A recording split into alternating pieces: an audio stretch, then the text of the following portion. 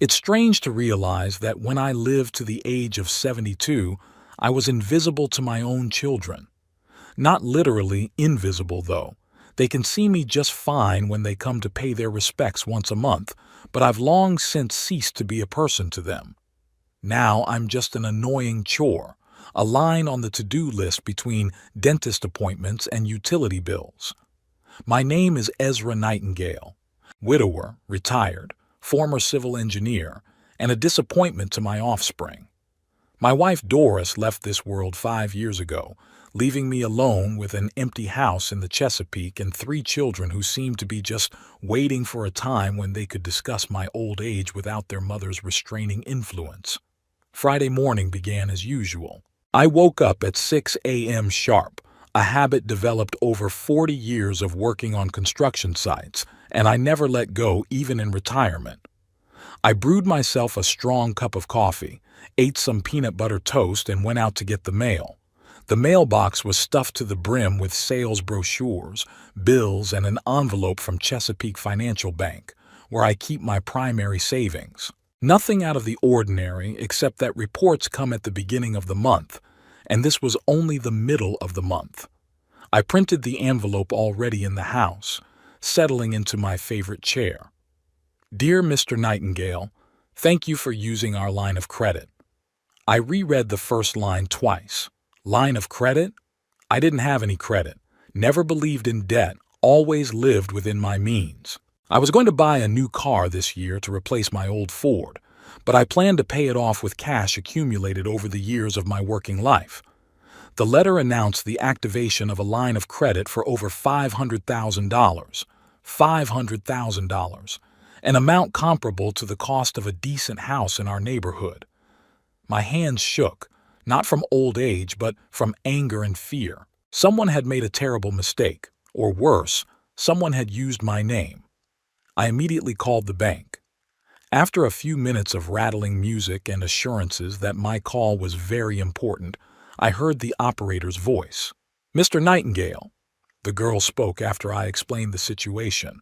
According to our records, you personally visited our office 2 weeks ago and signed all the necessary documents. That's impossible, I objected. 2 weeks ago, I was fishing with a friend in Norfolk. I have witnesses. Sir, we have your signature and a copy of your ID card. Someone forged them. My voice shook with indignation. I demand to see the manager. The girl reluctantly agreed, and we made an appointment for the next day. I hung up the phone, feeling my heart racing.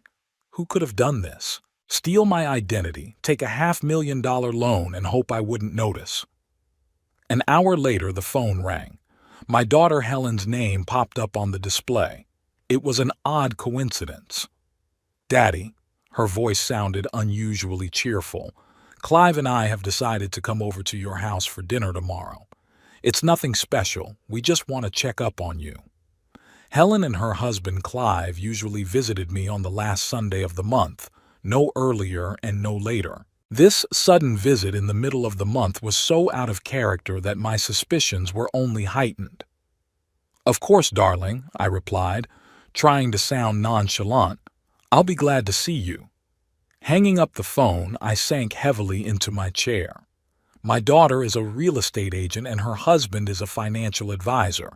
They've always lived large, always complaining about not having enough money to buy their dream home. And now, someone has taken out a loan in my name, and Helen has suddenly decided to make an unscheduled visit. Coincidence? I don't think so. Helen's always been a difficult child. Even as a child, she treated me with a certain disdain, preferring my mother's company. And after Doris died, she stopped hiding her irritation. Every advice I gave her was an attempt to control her life, every remark a criticism. Dad, you're 72 years old, she'd say when I tried to share my opinion of her career. Times have changed. What worked in the last century is useless now.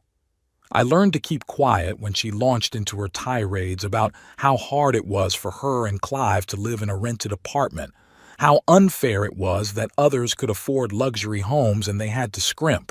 The truth was that they weren't saving at all. New cars, designer clothes, vacations twice a year. Money was slipping through their fingers, and they felt that everyone else was to blame but themselves. Clive was just like my daughter.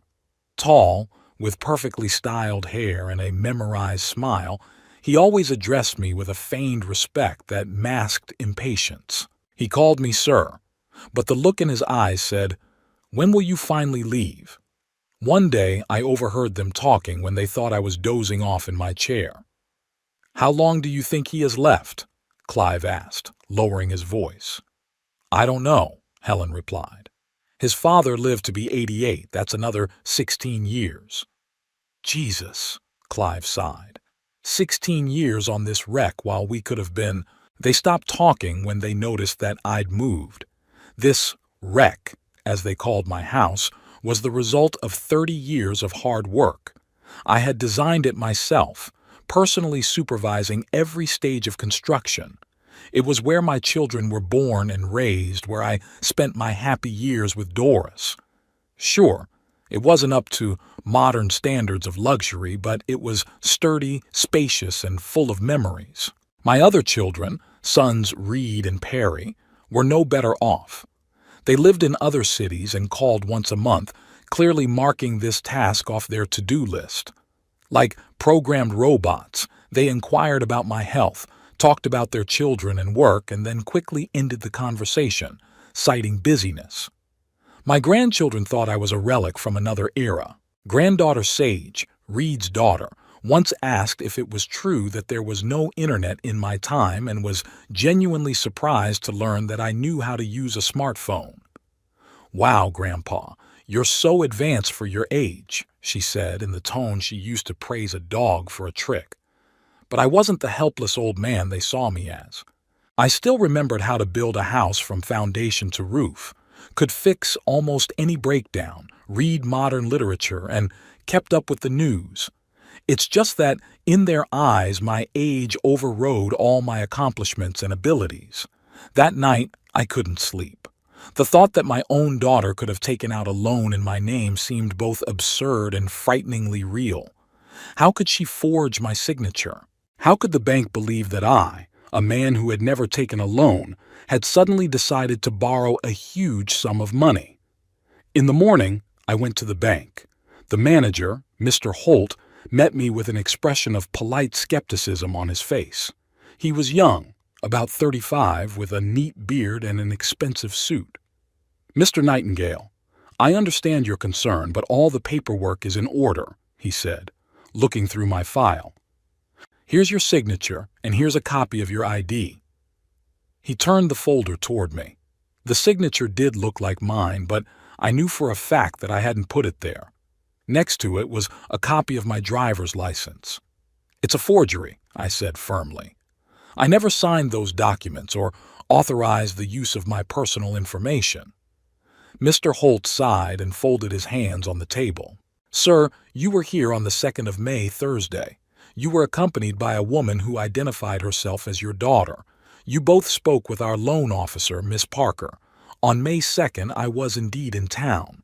Helen invited me to lunch, something she hadn't done in months. She was unusually attentive, interested in my affairs, even offered me a ride home. Now I understood why. May I speak to Miss Parker?" I asked. "Sure." Mr. Holt pressed a button on the phone and called the employee. A few minutes later, a young woman entered the office. She looked at me and nodded. "Yes, this is the client I've been working with," she confirmed. Mr. Nightingale and his daughter were applying for a real estate loan. "I've never met you before," I exclaimed. "Is there some mistake or—" I hesitated, not wanting to accuse the bank employee of aiding and abetting fraud. Miss Parker looked genuinely surprised. "Sir, we talked for about an hour. You were talking about how you wanted to help your daughter buy a house." I shook my head, feeling the blood rush to my face with anger and helplessness. "Look," I said, trying to speak calmly, "I'm a retired civil engineer. I've never borrowed a dime in my entire life. What makes you think that at the age of 72 I suddenly decided to borrow $500,000? Mr. Holt and Miss Parker exchanged glances. "You said you wanted to help your daughter buy a house," Miss Parker repeated. Given your credit history and assets, the bank approved the application. Someone was impersonating me, I insisted. My daughter had probably found someone who looked like me, or I stopped, realizing how crazy that sounded. Mr. Nightingale, Mr. Holt said in the tone he used to soothe irritated customers. Perhaps you've simply forgotten about this visit? At your age? At my age, I can still tell the truth from a lie, young man, I cut him off. I'll be filing a police report for fraud and identity theft. Mr. Holt straightened up. That's your right, sir. But I must warn you that if the investigation shows that you did sign those documents and now you're trying to renege, the consequences could be serious. I stood up, leaning on the cane I'd started using after a small fall last winter. I am prepared for any consequences because I know the truth. Now, if you'll excuse me, I have to get ready for my daughter's visit. On the way home, I wondered how Helen could have pulled off such a scam. She must have found someone to impersonate me. But how could she get a copy of my papers? And where did the money go? That evening, when Clive's shiny black Audi showed up in the driveway, I already knew what I was going to do. I wouldn't make a scene. I wouldn't show that I knew anything. The whole truth had to come out first. Helen entered first, holding a box of cake from the local bakery. She looked tense despite her wide smile. Clive followed her, carrying a bottle of wine. Dad, Helen kissed me on the cheek. You look good. For your age, Clive added with a chuckle. Just fine, Helen corrected him with a warning glance. I invited them into the living room where the table was already set. A simple dinner of baked chicken and vegetables, nothing fancy. Helen immediately began fussing over plates and cutlery. Daddy, why are you using those old plates? You have a new set that we gave you for Christmas. Habit, I answered. An old dog doesn't learn new tricks. Clive laughed a little too loudly. True, true. But sometimes change is good, isn't it, Ezra? He's never called me by my first name before. Always Sir or Mr. Nightingale. This sudden shift to a friendly tone only heightened my suspicions. So, I began as we sat down at the table, how's your search for the house going? Helen almost choked on her wine. Oh, you remember? We're still looking. The market's so tough right now. Yes, prices are going up, Clive said. But we're optimistic. You're right, I nodded. You know, I was at the bank today. There was a pause. Helen froze with her fork halfway to her mouth. At the bank? She asked again. Why? I got a strange letter about a loan I'd supposedly taken out. $500,000, can you imagine? Clive let out a nervous laugh. Wow, must be some kind of mistake. That's exactly what I thought, I agreed. Someone had used my name, my identity, introduced himself as me at the bank. Helen set her glass down on the table too sharply, spilling the wine. Terrible. Did you go to the police? I'm going tomorrow, I lied, watching their reactions. The bank's already launched an internal investigation.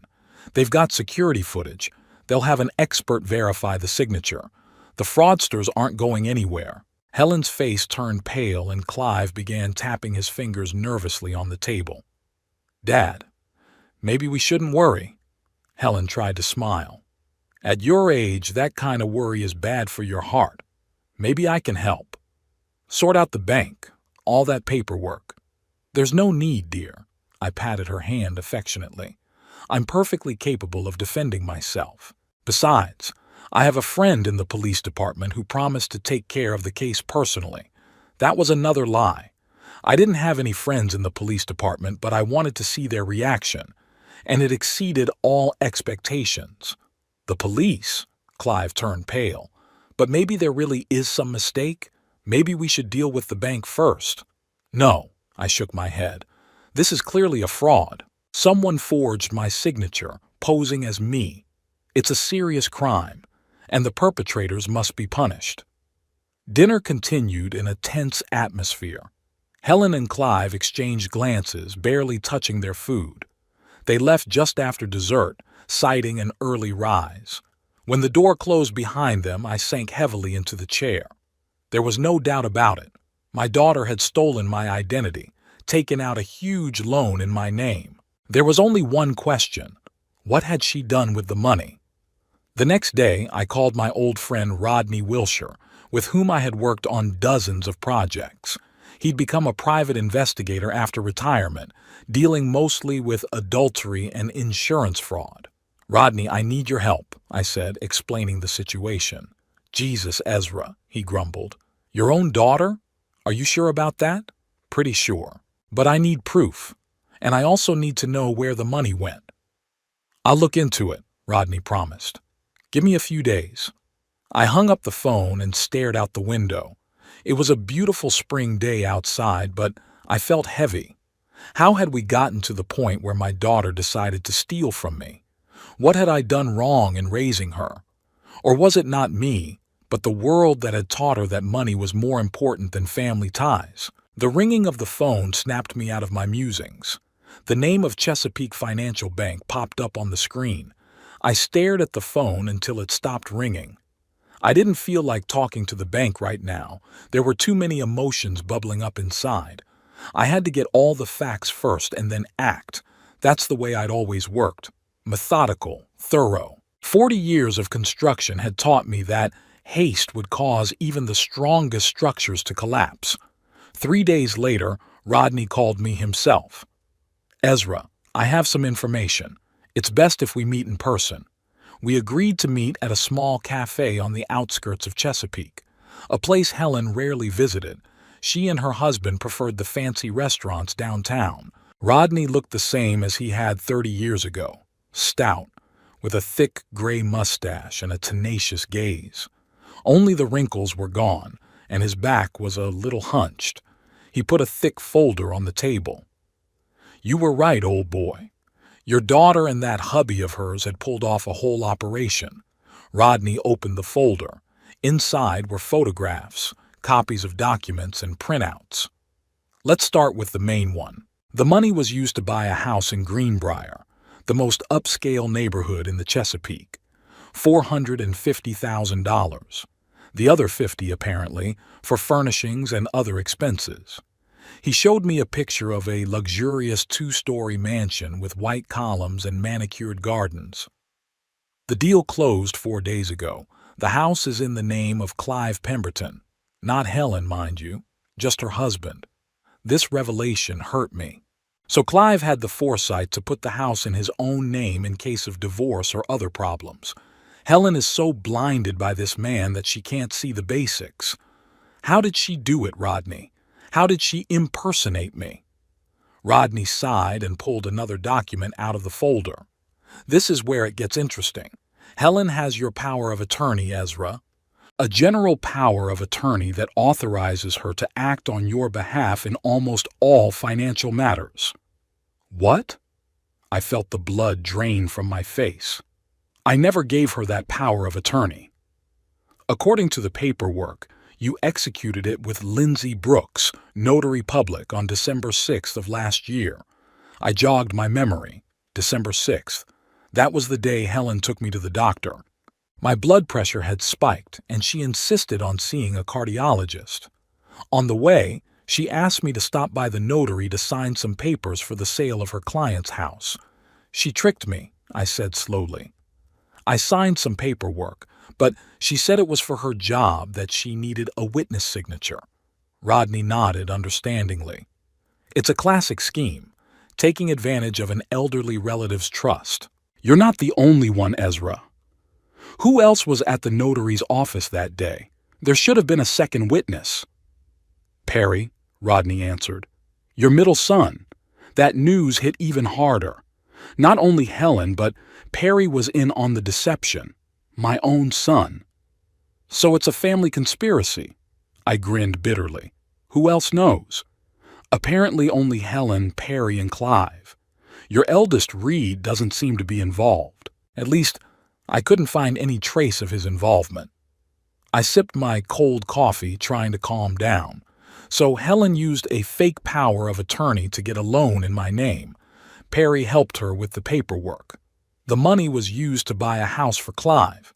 Now they've got a luxury mansion and I've got $500,000 in debt that I'll have to pay off for the rest of my life, unless I can prove fraud. What does the notary say? I asked. Have you talked to her? I tried. Rodney shook his head. Miss Brooks quit 2 months ago. Went to California. Didn't leave any contact info. Very convenient, I said. Too convenient, Rodney agreed. I'll check her out more thoroughly. Maybe Helen paid her for the favor. We were quiet for a moment. At the next table, a young couple was laughing on their phones. So carefree, so happy. Doris and I were like that once. What are you going to do, Ezra? Rodney finally asked. Good question. I could go to the police, file fraud charges. Helen would probably get probation as a first offender. Perry, too. Clive would probably get away with it. He could claim he didn't know the origin of the money. The house would have had to be sold to pay off the debt, but that would mean a public scandal. My children are criminals, and I'm an old man who's been cheated by his own offspring. Humiliating. There was another problem. Proof. The power of attorney looked legitimate. My signature, or a very good forgery, was on all the documents. The notary had disappeared. The bank believes I personally signed the papers. I need to talk to a lawyer, I said. Can you recommend a good one? Oliver Bristow, Rodney answered without hesitation. We've worked together on a few cases. He specializes in fraud and family law.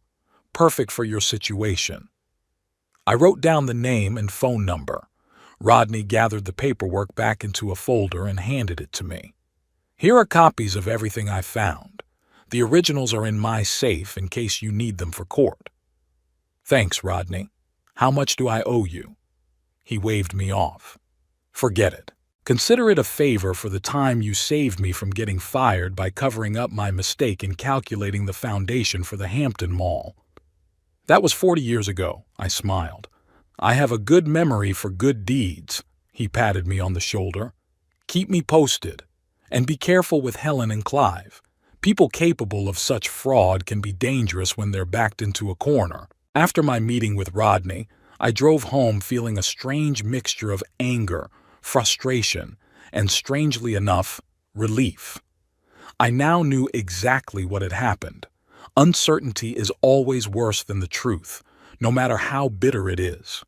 At home, I spread out on the table all the papers Rodney had given me. The pictures of the house were impressive. A spacious Georgian-style mansion with a pool in the backyard and a 3-car garage. The house Helen had always dreamed of, which she decided to get at my expense. A copy of the sales contract showed that the deal had indeed closed a few days ago. Clive Pemberton was listed as the sole owner. The loan documents were in my name, but Helen's signature was in the trustee's signature section. She hadn't even tried to forge my signature. She just used a power of attorney. I called Oliver Bristow and made an appointment for the next day.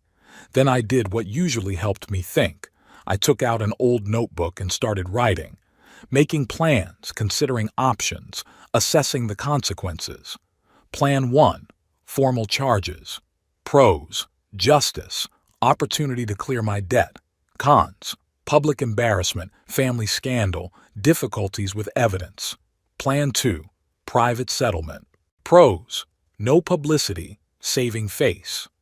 Cons, Helen and Clive may not cooperate, no guarantee of repayment. Plan 3, this got me thinking. What if we use their own weapons against them? The power of attorney Helen got by fraud is still valid. I could... The doorbell rang, interrupting my musings. Perry, my middle son, stood on the doorstep. He rarely visited me unannounced. Dad, he smiled awkwardly. I was driving by and thought I'd stop by. May I come in? I stepped back silently, letting him into the house. Perry looked tense. In his 43 years, he was starting to go bald and gray was showing in his dark hair. Working for an insurance company and a failed marriage had aged him prematurely. What's up, Dad? He asked, sitting down in the chair across from me. Fine, I said, staring at him. And you? I'm fine. He avoided my gaze. I just thought I'd check on you.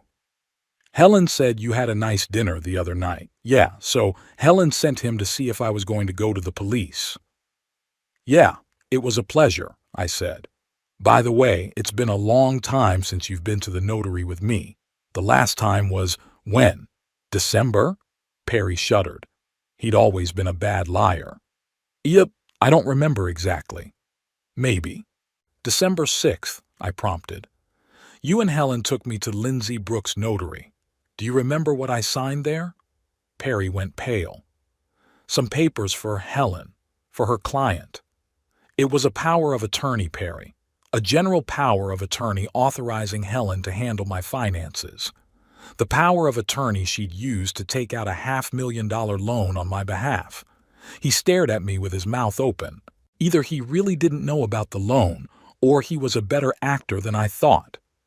Dad, I didn't know about the loan, I swear.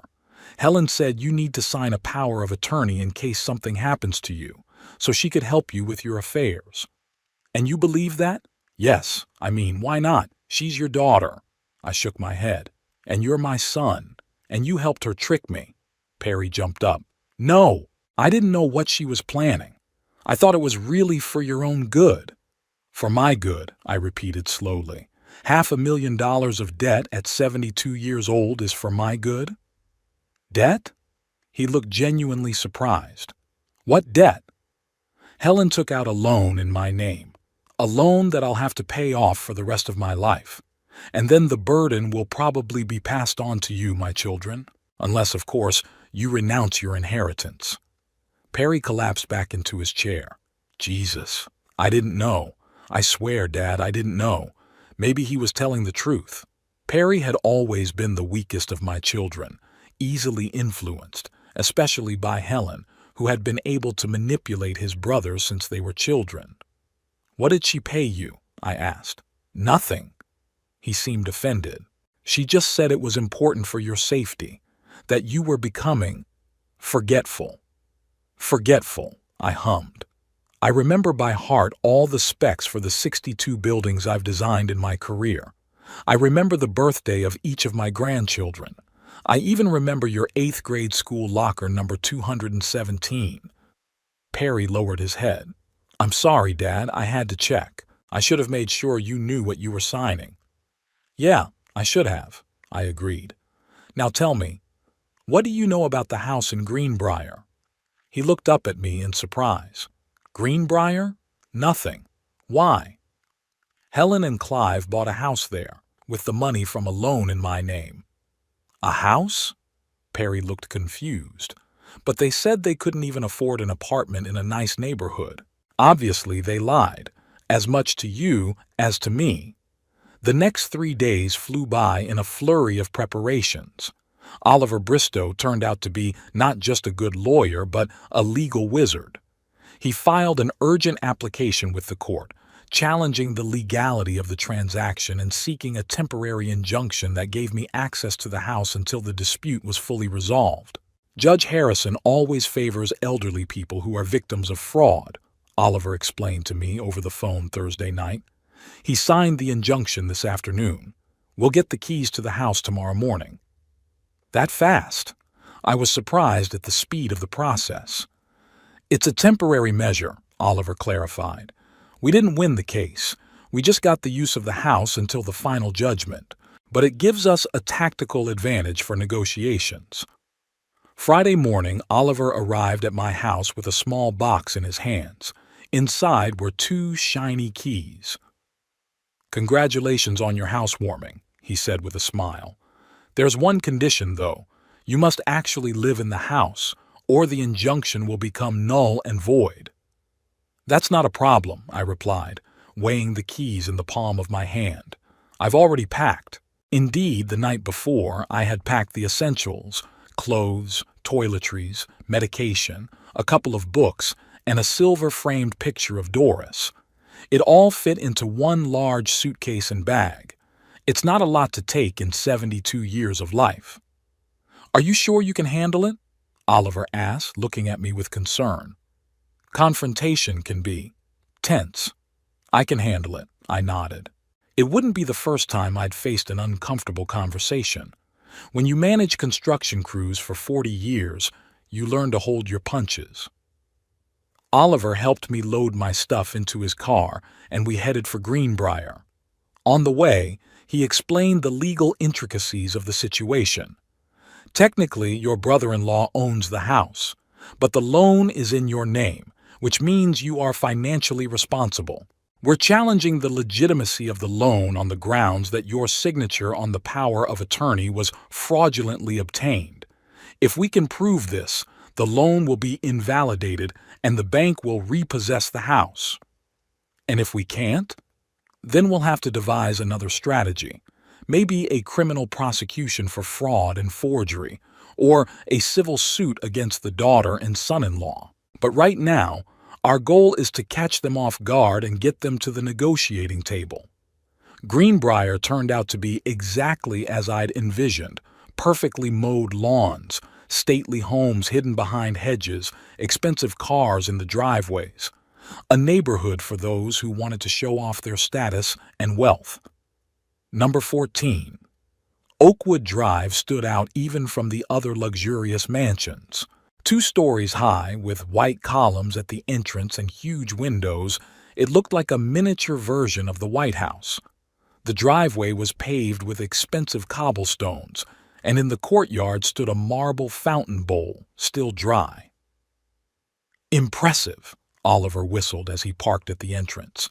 "Your daughter clearly has good taste and appetites." "She's always wanted to live better than she could afford," I replied, struggling to get out of Oliver's low sports car. My cane caught on the door and I almost fell. "Careful," Oliver picked me up. "You don't want to get hurt before the show starts." We arrived at the front door, a solid dark wood door with stained glass inserts. I put the key in the lock and it turned easily. The door opened silently, as if inviting me in. Inside, the house was even more impressive than the outside. A spacious hall with a marble floor, a wide staircase leading to the second floor, a crystal chandelier under the high ceiling. All the furniture was new, expensive, tastefully chosen: leather sofas, antique tables, designer lamps. "They've already furnished the house," I remarked, walking from the hallway into the living room. With your money," Oliver reminded me. We walked around the first floor: the living room, the dining room, the kitchen, the study, even a small movie room with a projector and cushioned chairs. Then we went up to the second floor, where the bedrooms were located.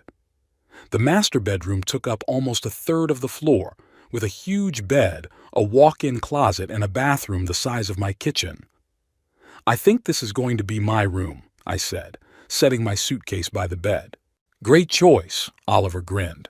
"A master bedroom for the true master of the house." I unpacked, putting the clothes in the empty dresser drawers, putting Doris's picture on the bedside table. Oliver, meanwhile, checked the contents of the refrigerator in the kitchen. "They've already filled it," he said when I came downstairs. "Probably getting ready for the housewarming party. There's enough food in there for the next few days." "That's good," I nodded. "I wouldn't have to go shopping." Oliver checked his watch. "I should go. I have a meeting at the office in an hour. Are you sure you can handle it here alone?" "Of course," I assured him. "I'll just wait for the guests. After all, this is my house, isn't it?" Oliver smiled and shook my hand. "Technically, yes. At least until the court decides. Call me if you have any problems, and try not to escalate the situation. Our goal is negotiation, not war." After Oliver left, I was alone in a huge house. It was a strange feeling being in such a luxurious place, knowing it was bought with money stolen from you. I walked through the rooms looking at details I hadn't noticed on my first inspection. Pictures of Helen and Clive on the walls, on vacation in exotic countries, at some receptions, in expensive restaurants. Not a single picture of me or Doris. Not a single reminder of the family that raised them. In the study, I found a safe built into the wall behind a painting. A typical solution, and so predictable. Sure, it was locked, but I wondered what they considered valuable enough to hide. Deeds to the house, jewelry, money. In the desk, I found a folder with the deeds to the house. Looking through them, I was convinced that Rodney was right. The house was really only registered to Clive. Helen wasn't even listed as a co-owner. An interesting choice for a married couple, or maybe not so odd for a man who planned alternate exits. Time passed slowly. I settled down in the living room with a book I'd grabbed off the shelf, some fancy thriller, clearly unread, bought for looks. The sun was gradually moving across the sky, casting long shadows through the large windows. At 4 o'clock in the afternoon, I heard the sound of a car pulling up. Looking out the window, I saw Clive's black Audi stopping in the driveway. The show was starting. I adjusted my tie. I'd dressed extra carefully today, in my best suit, the one I only wore to weddings and funerals. I smoothed my gray hair and stood at the door, leaning on my cane more for effect than necessity. The keys jingled, the door opened, and Helen and Clive appeared on the doorstep, laden with bags of food and drink. They didn't immediately notice me, busy talking. "I think that's enough champagne," Helen said. "Perry promised to bring ice and Reed." She stopped halfway through the conversation when she finally saw me. Her face was frozen in an expression of absolute shock, the bag slipping out of her hands and falling to the floor. The champagne bottle shattered, liquid spilling over the marble floor. "Daddy?" Her voice was barely audible. "Hello, Helen," I smiled. "Hello, Clive. Welcome to my new home. Or maybe yours." I was getting confused, to be honest. Clive died first. His face contorted with anger. "What the hell? How did you get in here?"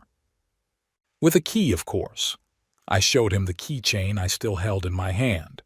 "Very convenient lock, by the way. Good choice." "Where did you get the keys?" Helen was finally able to speak. "Dad, what's going on?"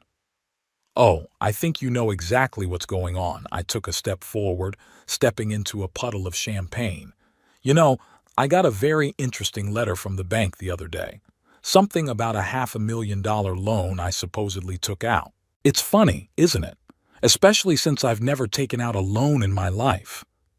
Helen turned even paler, if that was even possible. "Dad, I can explain."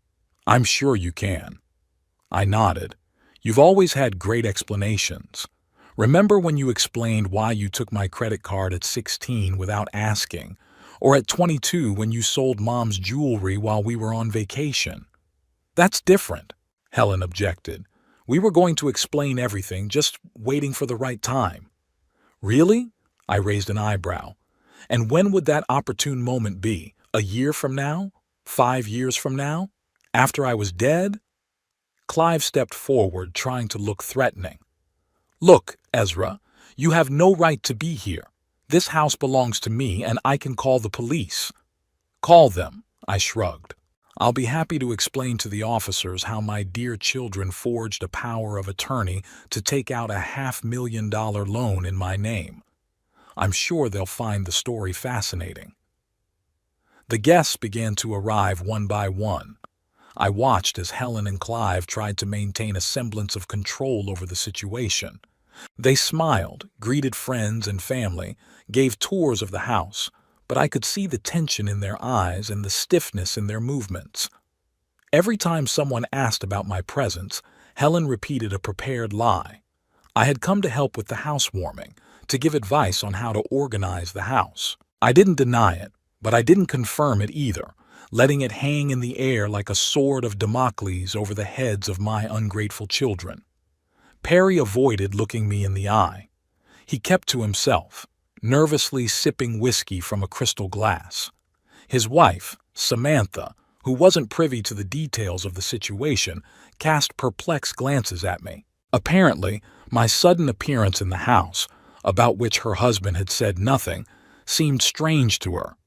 Soon my oldest son, Reed, arrived with his wife Prudence and their 2 teenage children. Reed was the only one of my children who seemed genuinely happy to see me.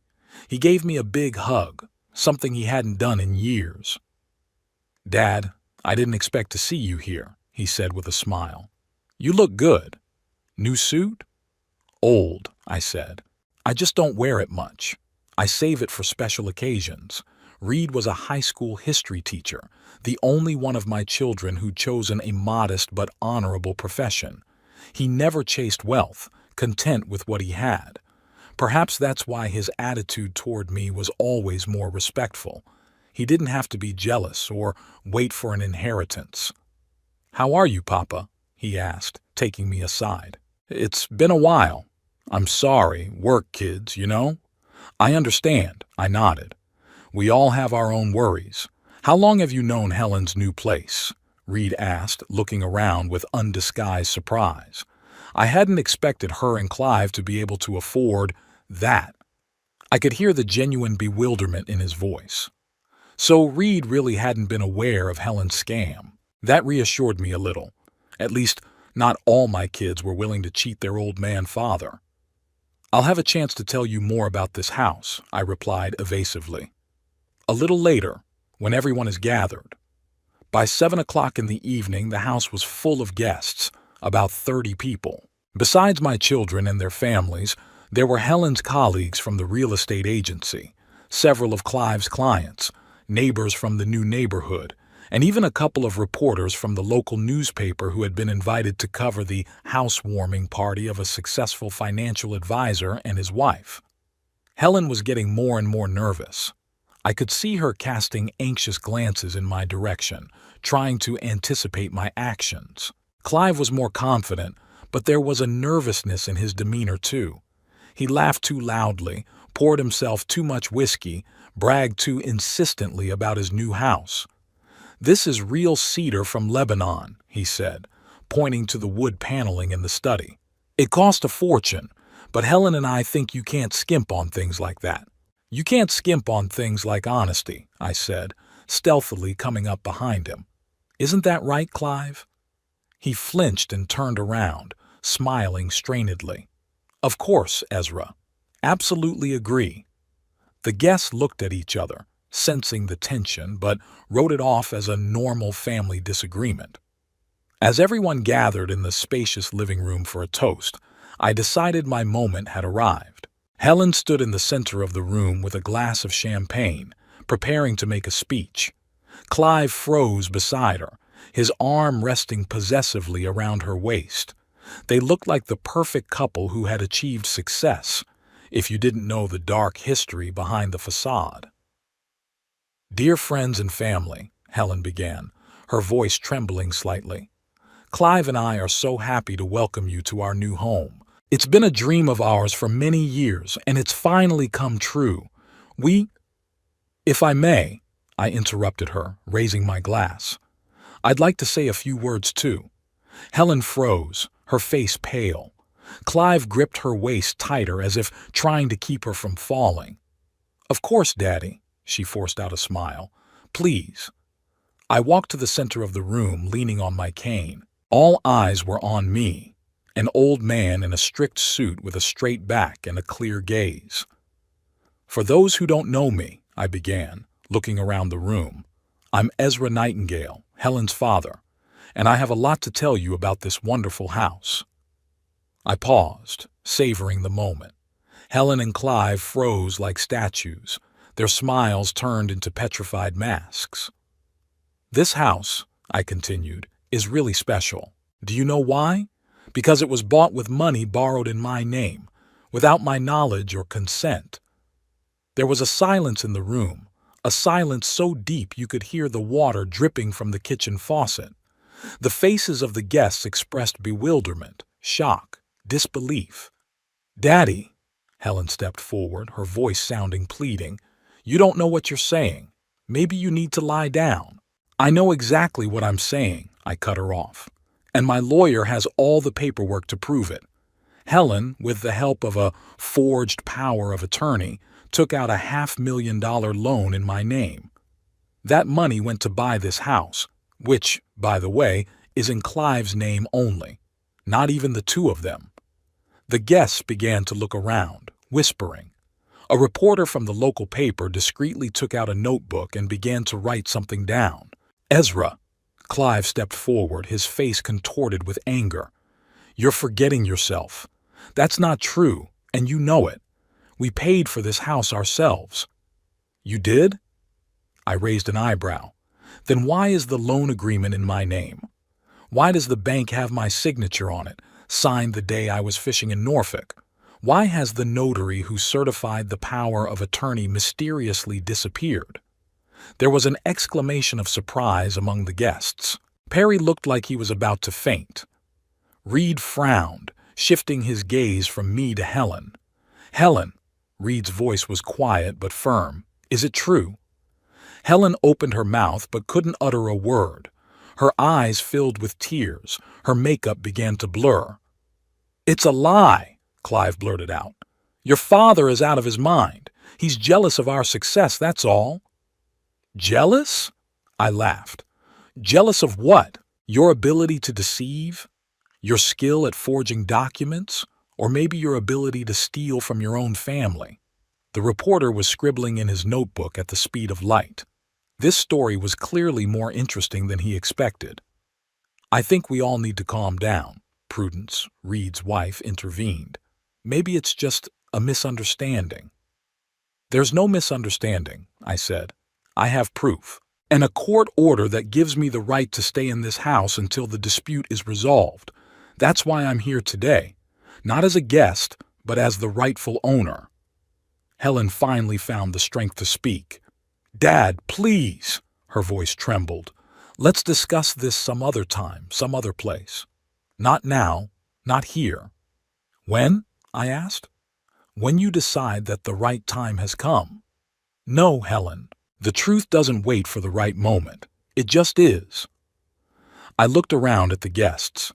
Ladies and gentlemen, I apologize for this unpleasant surprise. I didn't mean to spoil the evening, but I believe the truth is more important than social convention. This house was purchased with money obtained by fraud, and while I hope to settle this matter amicably, I want everyone to know that I intend to live here for the rest of my life. A house that will be paid for by me, not by my children who are in such a hurry to get rid of a burdensome father. There was a heavy pause. Then one by one the guests began to bow out, muttering apologies and awkward goodbyes. The reporters were the last to leave, casting sympathetic glances at Helen and Clive that promised tomorrow's headlines. When only family members were left in the house, a storm broke out. How could you? Helen shouted, her face contorted with rage and humiliation. You ruined our reputation. You destroyed everything we spent years building. Me? I raised my eyebrows. I wasn't the one who took out a loan in someone else's name. I wasn't the one who cheated my own father. Helen, Reed walked over to his sister, his face serious. Is it true? Did you really do what Dad says you did? Helen lowered her eyes, unable to bear her brother's gaze. We were going to fix it, she muttered. We'd pay off the loan ourselves, he wouldn't even know. Oh, God! Reed took a step back, his face a mixture of shock and disgust. You really did it. You stole from your own father. Don't be dramatic, Clive interjected, his voice sounding annoyed. No one stole from anyone. We just used his credit history to get better terms. We'd pay all the installments ourselves. And if you couldn't? Reed asked. If you'd lost your job, or decided it was too onerous, who would pay then? Dad? Clive was silent, and that was more eloquent than any answer. Perry, who had been silent until then, suddenly spoke up. It's my fault, too, he said quietly. I helped them with the power of attorney. I didn't know what it was really for, but I should have known. Reed shifted his gaze to his middle brother, his face a look of disbelief. You too? God, what has our family become? Helen was suddenly in tears, her shoulders shaking with sobs. We just wanted a better life, she sobbed. We were so tired of living in a rented apartment when everyone else had their own houses. So earn it, Reed said, like normal people. Prudence and I saved for our house for 10 years. It's 10 times more modest than this one, but it's ours, honestly earned. I watched the scene with a kind of detached interest, My children fought like they did when they were kids, only the stakes were higher. No longer toys or candy, but $500,000 and the family's reputation. What happens now? Samantha, Perry's wife, asked, looking at me apprehensively. Will you sue? That's up to Helen and Clive, I replied. I've offered them a way out. Sign the house over to me, take over the loan payments, and publicly acknowledge that I bought the house. If they agree, we can settle this amicably. And if they don't? Reed asked. Then there'll be a trial. And not just civil, but criminal. Forgery, fraud, identity theft are serious charges. Helen looked up at me with a tear-stained face. Would you really send your daughter to prison? Her voice trembled. Would you really condemn your father to $500,000 in debt at 72? I parried. Apparently, we were both capable of more than we thought of each other. There was a heavy silence in the room. Then Clive suddenly laughed, a dry, mirthless laugh. Do you know what the funny thing is? He said, looking around at everyone. If we'd just asked Ezra to help with the down payment, he probably would have agreed. But Helen was sure he'd say no, that he was too greedy, too fond of control. So we chose this path. I looked at Clive with surprise. He was right. If they'd asked, I would have helped. Not with $500,000, of course, but with a down payment, quite possibly. I'd always wanted my children to be happy and successful. But Helen chose deception. And now what? Perry asked, shifting his gaze from me to Helen. Do we just split up? Stop being a family? The question hung in the air. I didn't know the answer. Can such a betrayal be forgiven? Can trust be rebuilt after such a deception? I suggest we all calm down and think about the situation, Reed finally said. We're all too excited to make any decisions right now. Reasonable, I agreed. Helen and Clive, you have until Monday to accept my offer. After that, I'll go to court. Where are we going to live? Helen asked, her voice sounding lost. If the house is yours. Where we used to live, I shrugged. In my rented apartment. Or you can stay here as my guests, as long as you follow my rules. Clive snorted. We're not going to live in our own house on a bird's license. My house, I corrected. A house bought with money borrowed under my name. Daddy, Irene, Reed's granddaughter, who had been silent until then, intervened suddenly. Can I come and visit you sometimes? It's so beautiful here. Everyone turned to the teenage girl who was looking at me with genuine interest. There was no judgment or fear in her eyes, just curiosity and maybe a little admiration. Of course, dear, I smiled. You're always welcome in my home. Cool, Irene smiled back. You're going to have the coolest house of any grandpa I know. That simple remark, said without a backward thought, broke the tension. A few people even smiled weakly. I think we should go, Reed said, putting his arm around his daughter's shoulders. Daddy, are you okay? Do you need anything? I'm fine, I assured him. I have everything I need. I'll call you tomorrow, Reed promised. We'll talk about it. Slowly, everyone began to disperse. Perry and Samantha were the first to leave without a word. Reed and his family stayed a little longer, promising support and help. Helen and Clive were the last to leave. Where's our stuff? Clive asked, his voice sounding tired. Your personal belongings you can take away, I answered. Everything else stays here. They went upstairs and returned half an hour later with 2 suitcases. Helen looked broken, her eyes red with tears. Daddy, she said, stopping at the door. I didn't mean for things to turn out this way. Neither did I answered honestly. But you made your choice, Helen. Now live with the consequences. They left, and I was alone in the huge, luxurious house, echoing through the empty rooms. It was a strange feeling, a victory that brought no joy, only the bitter satisfaction of justice restored. The next morning brought unexpected surprises. First was a call from Reed. Dad, did you see today's paper? He asked without preamble. No, I replied. What's in it? The article about last night's housewarming party. Front page. Headline: Greenbrier family scandal.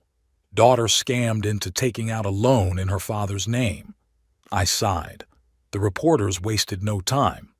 How bad is it? Quite detailed, Reed admitted. Helen and Clive are not in the best light. You, on the other hand, are described as a noble father deceived by his own children. An hour after that call, Perry showed up on the doorstep. He looked as if he had been up all night. "Dad," he said, shuffling nervously from foot to foot, "I've come to apologize, a real apology. What we did, what I helped to do, it's unforgivable." I stared at him in silence, waiting for him to continue. "I talked to a lawyer," Perry continued. "He said I'm looking at accessory to fraud, probation, a fine, maybe even a short prison sentence. And I'm willing to take the punishment. But first, I wanted to apologize to you." I was surprised. Perry had always been the weakest of my children, easily influenced by others. I didn't expect him to be so forthright and willing to take responsibility. "I appreciate your honesty, Perry," I said finally. "It's a good first step." "I'll testify against Helen and Clive if I have to," he added. "I'll tell it like it is." I could see that he was driven as much by remorse as by fear of the consequences, of prison, of losing his job and his reputation. But isn't that what I wanted? For my children to finally realize that their actions have consequences? Irene, Reed's granddaughter, arrived for lunch. A 16-year-old girl with brightly colored hair dyed purple and lots of bracelets on her wrists. "Hi, Grandpa," she said, entering the house with her backpack over her shoulders. "I thought I'd come visit you. May I?" "Sure." I was happy to see her. Irene had always been my favorite. Bright, independent, with her own opinions on everything. "This is a great house," she said, looking around. "It's a shame Aunt Helen is so—" She hesitated for a word. "Helen like that?" I suggested. Irene laughed. "That's right. She's always been like that. Remember when on my 12th birthday she gave me a doll, when I was 12, and then told my mom I was rude because I didn't jump for joy?" I smiled, remembering the episode. Helen was always sure she knew best what others needed. "Are you staying for lunch?" I asked. "If you don't mind," Irene smiled. "I can help cook something. And then maybe you can tell me about your travels? Dad said you traveled halfway around the world when you were an engineer." "I'd love to," I agreed. We spent the afternoon together. I told her about my projects in different countries, the people I'd met, the adventures I'd had. Irene listened with genuine interest, asked intelligent questions, and shared her dreams for the future. She wanted to become an archaeologist, to study ancient civilizations, to uncover the secrets of the past. "You know, Grandpa," she said before leaving, "I'm glad you live here now. It's much closer to us than your old home. I'll be able to come see you more often." I hugged her, feeling an unexpected warmth in my chest. Maybe something good would come out of this whole scandal. Maybe I could finally get to really know my grandchildren, build a relationship with them that I didn't have with my children. That evening, Oliver Bristow, my lawyer, called. "How did the exposé go?" he asked without preamble. "Loud," I replied, "but effective. Helen and Clive are evicted, public opinion is on my side, even Perry is willing to testify against his sister." "Great," Oliver sounded pleased. "It strengthens our bargaining position. Helen's already contacted me. She wants to meet on Monday to discuss the terms of the agreement." "Does she agree to my terms?" "In principle, yes, but there are a few things she'd like to clarify, like what happens to the house after you're gone." "Well, after you're gone." I chuckled. Even now Helen was thinking about the inheritance. Tell her that I plan to live another 20 years at least, and that my plans for my inheritance are my own business. "I'd be happy to tell her," Oliver said, a smile in his voice. "I'll see you Monday, Ezra." It had been 2 months since that memorable evening when I'd opened the door to my hapless children.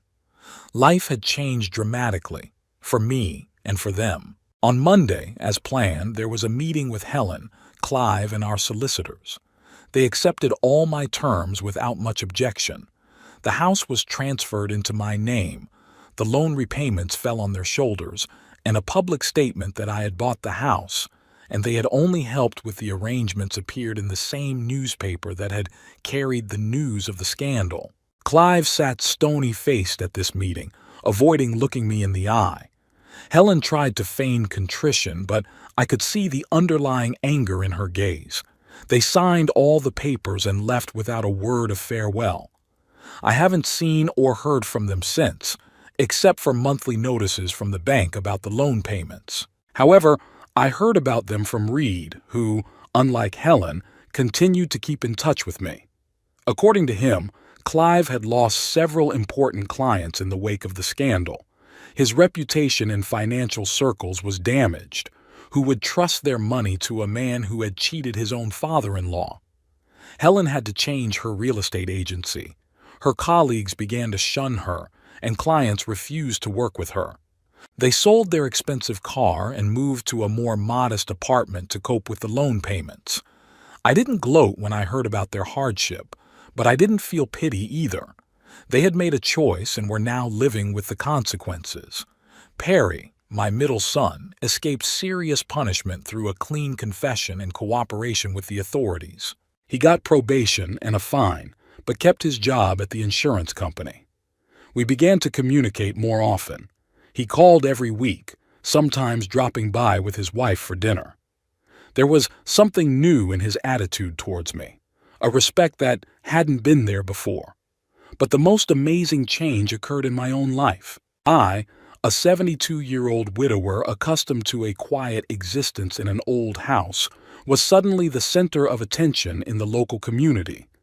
The story of an elderly father deceived by his own daughter traveled all over the Chesapeake. Some saw me as a hero, defying age discrimination, others as a victim worthy of sympathy. But everyone was intrigued. Neighbors in Greenbrier, the upscale neighborhood where my house was now located, showed unexpected friendliness. The first to pay a visit was Eleanor Pritchett, a judge's widow who lived across the street. She brought homemade pie and invited me to the weekly meetings of the local book club. "We lack a male perspective on literature," she said, giving me an appraising look. "Most of our members are ladies of a certain age, like me. You'll bring a fresh perspective." I agreed, though I had never considered myself a great literary scholar.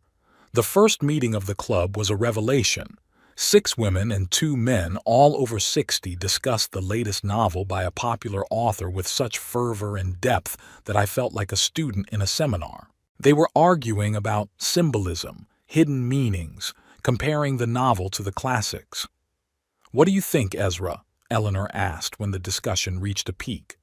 "I'm an engineer, not a literary scholar," I answered honestly. "Construction is more important to me than symbols.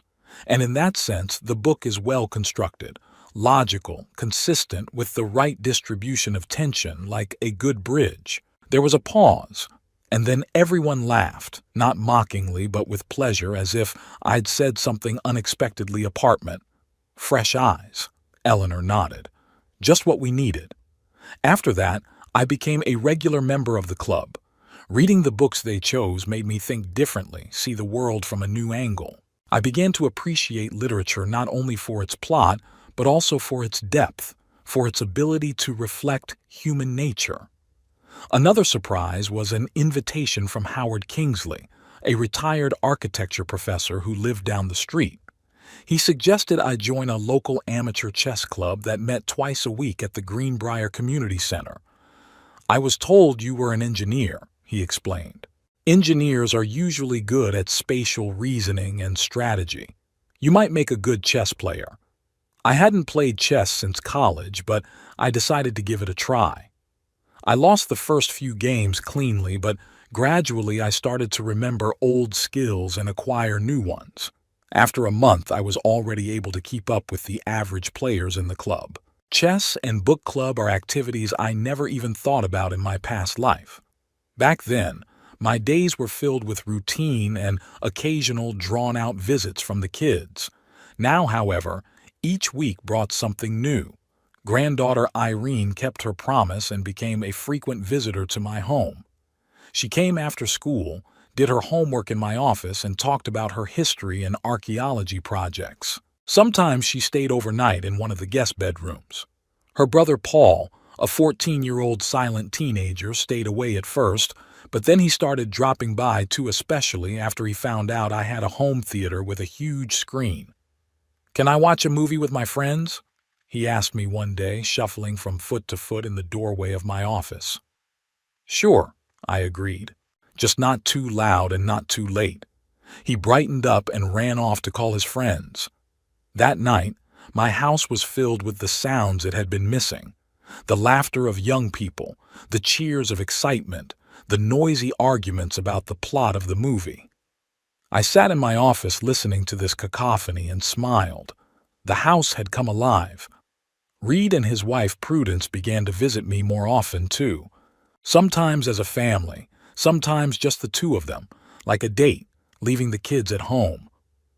"You know, Dad," Reed said to me during one of these visits, "I've never seen you so happy, not even when Mom was alive." I pondered his words. Was I happy with Doris? Yes, absolutely. We loved each other, raised our children, built a life together. But in that happiness, there was always an admixture of obligation, of responsibility, of the need to meet expectations, our own and others. Now, at 72, I felt truly free for the first time, free from having to live up to someone else's expectations, free from the guilt of not being able to give my children everything they wanted, free from the fear of being a burden. "Maybe you're right," I said to my son. "Maybe I had to go through all that to realize what true freedom was." I still hadn't heard from Helen, but one day I received a strange letter with no return address. Inside was just a postcard with a view of the ocean and a short note. "I'm sorry. Not about the house, but about what's between us." There was no signature, but I recognized Helen's handwriting. I didn't reply. Some bridges burned to the ground and can't be rebuilt. Clive, from what I'd heard from Perry, blamed Helen for everything. Their marriage was cracking at the seams under the pressure of financial problems and mutual recriminations. They had sold a few more expensive items to cope with loan payments and other debts accumulated from years of living beyond their means. "They're on the verge of divorce," Perry informed me during another visit. "Clive says it was all Helen's idea, that he didn't know about the forged power of attorney. Helen says he's been pressuring her for a big house and a prestigious address." "What do you think?" I asked. Perry shrugged his shoulders. "I think they're both guilty, and they both got what they deserved." I couldn't disagree with that assessment.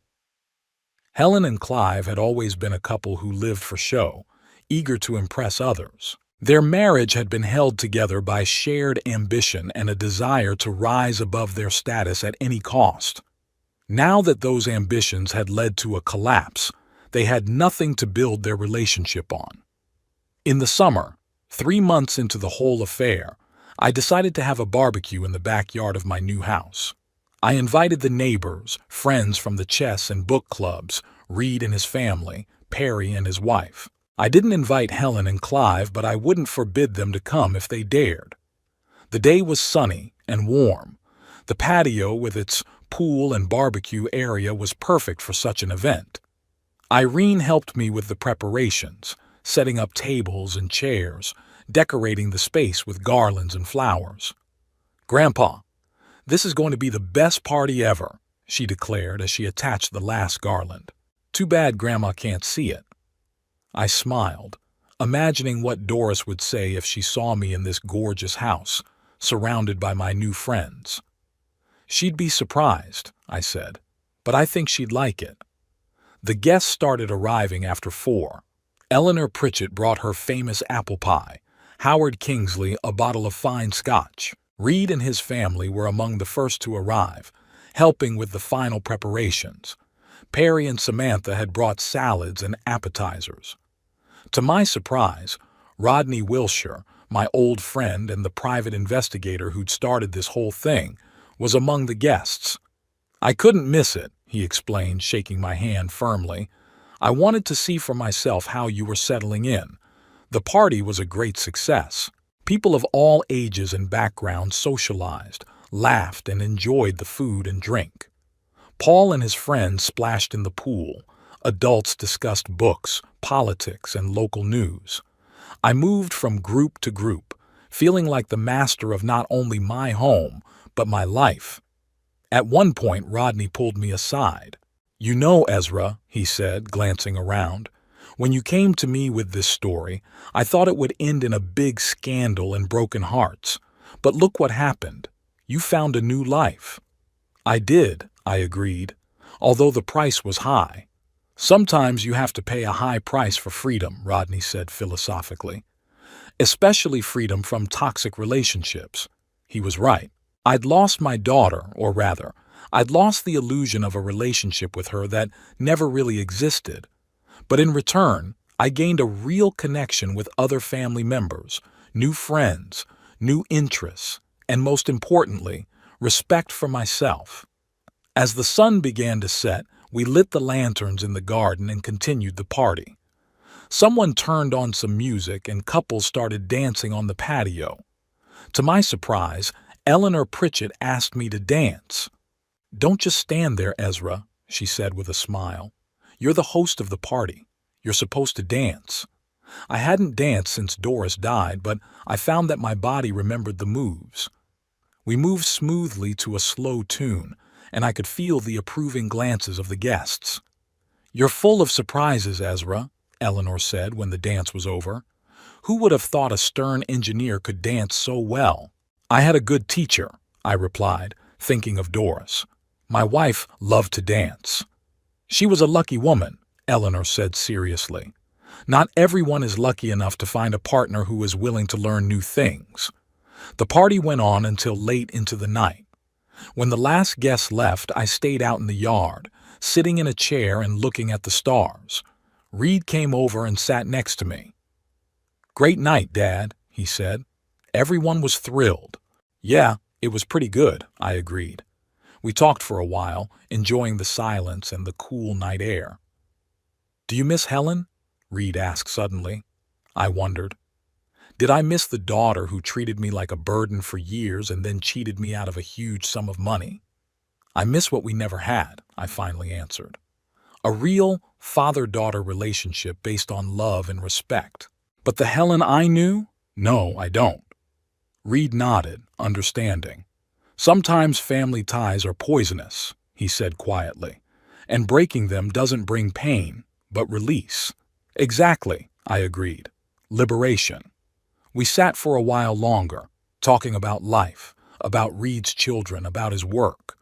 When he left, I stayed under the starry sky for a long time, pondering the strange twists and turns of fate. Who would have thought that at 72 my life would change so dramatically? That my daughter's betrayal would lead to finding a new family, not just blood relatives but friends who had become close. That I would find new hobbies, new joys, a new meaning of existence.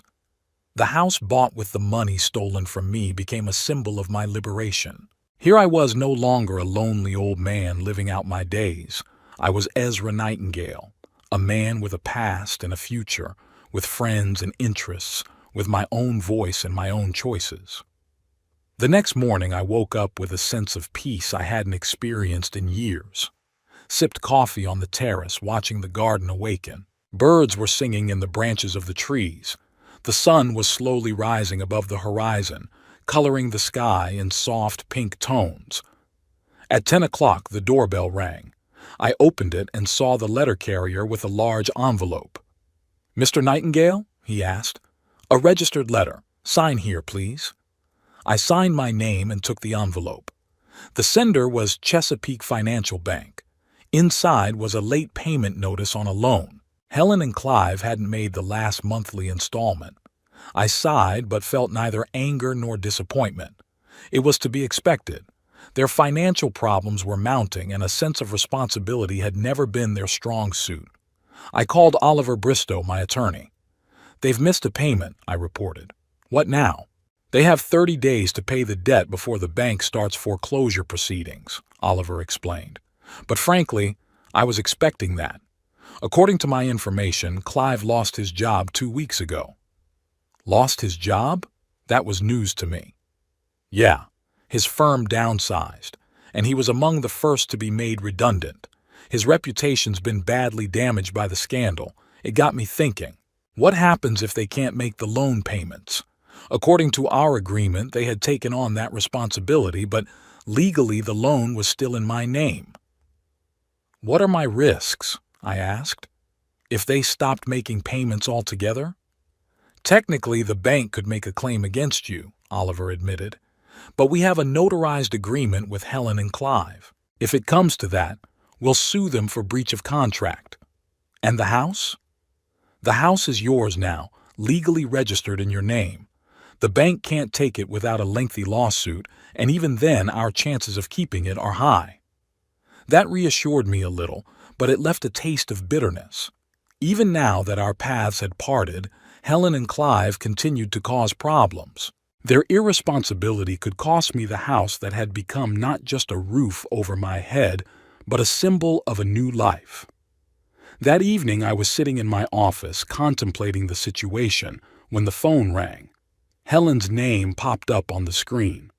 I stared at it for a long time, hesitating to answer. Finally, taking a deep breath, I accepted the call. "Daddy?" Her voice sounded uncertain. "Did you get the letter from the bank?" "I did," I answered dryly. We're having temporary difficulties," she stammered, struggling to find the words. "Clive lost his job, and my commissions aren't even enough to cover the rent, let alone the loan. We're just asking for some time."